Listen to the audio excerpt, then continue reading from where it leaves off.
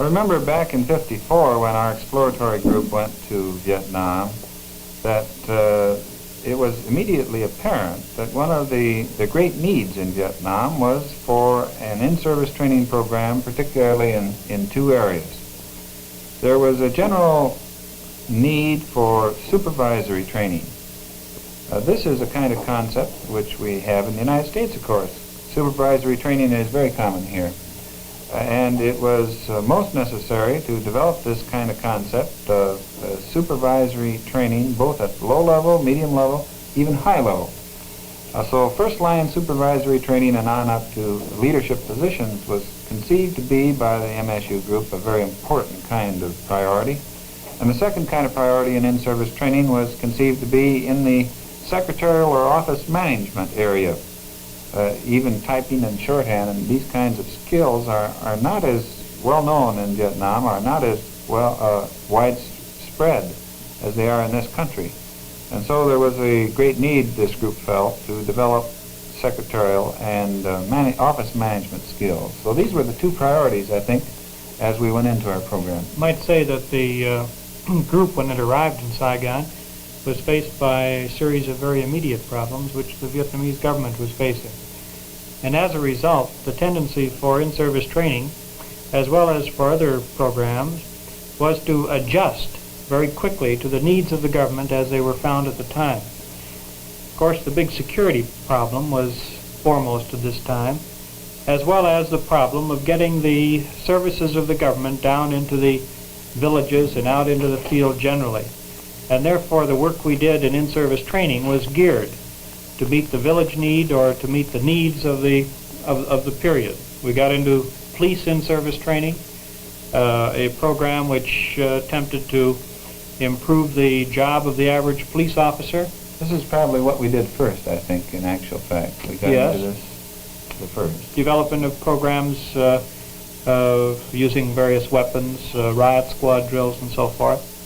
Then after this, we got into in-service training programs related to the Refugee Commission and to the job of the civil servants in these organizations as they attempted to develop their services out into the field.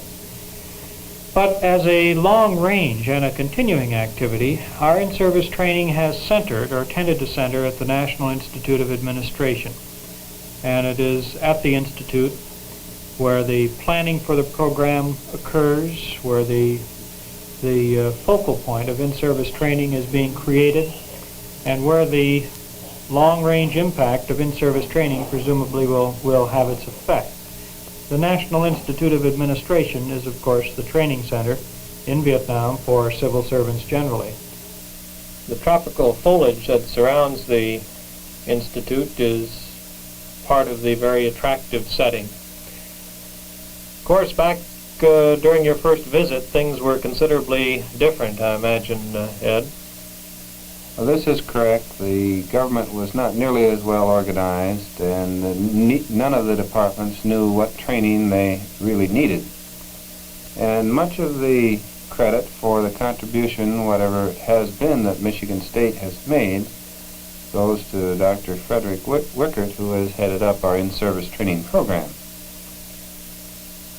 He has been connected with such programs in this country, and he's been instrumental in getting materials and organization and other kinds of things underway in in-service training. Some of the classes, as we mentioned before, are held in other than the Institute building, and this is no exception in in-service training as well. Many of the in-service training courses took place in the law school area, faculty of law area, such as some of these.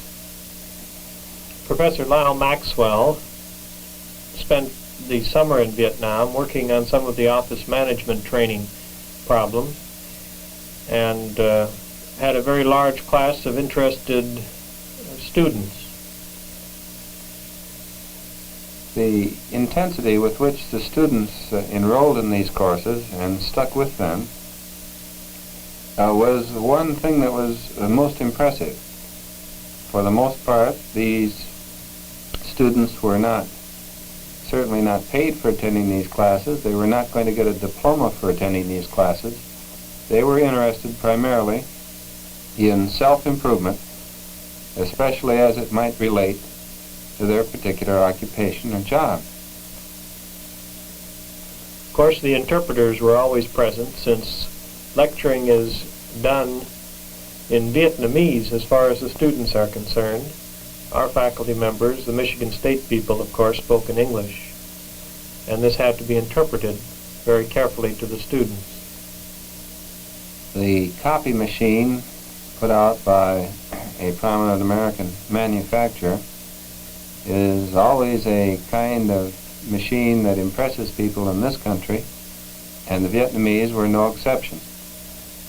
Office machines such as this could make a substantial contribution to some of the top-level Vietnamese offices in terms of speeding up some of the paper processing, making available some duplicate copies to people. Of course, instruction can be most effective where actual practice is occurring and actual use of not only machines, but whatever happens to be the subject of the lecture is taking place, whether this be the secretary copying machine, or whether it be shorthand, whether it be any other type of program for improving the techniques of the public servant.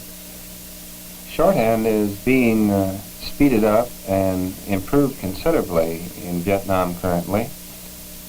Originally there were a number of systems, and it was not too widely used or effectively used. But shorthand speed comparable to that in the United States is now within the realm of possibility. Most of the teaching done in the National Institute of Administration and in the various in-service training classes is done not by members of the Michigan State group, but by Vietnamese. The Michigan State staff members are of assistance to the various Vietnamese trainers, and the bulk of the actual instruction is carried on by the Vietnamese, who themselves have demonstrated their great ability to lecture and to hold the attention of a class. Yes, both the teaching and the organization of the in-service training program is primarily in Vietnamese hands. And this is true in the police field of in-service training as well as in other fields of in-service training.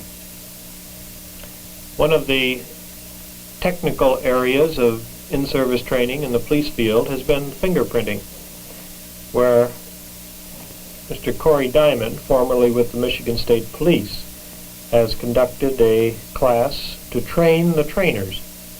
All of the people in his class are now either employed in the fingerprint organization of the Vietnamese police force, or are part of in-service training, training other people who will in turn become employees of the Fingerprint Bureau of the police force. Here was one case where we felt, and the Vietnamese felt, it was desirable for American instruction to begin with, but primarily on the part of an American who would train the trainers or train those who were going to be in charge of the operation in the future. Of course, in fingerprint instruction, the program not only required an ability to classify the various fingerprints and to take them correctly, but also to organize them adequately in a filing system so that they could be reused.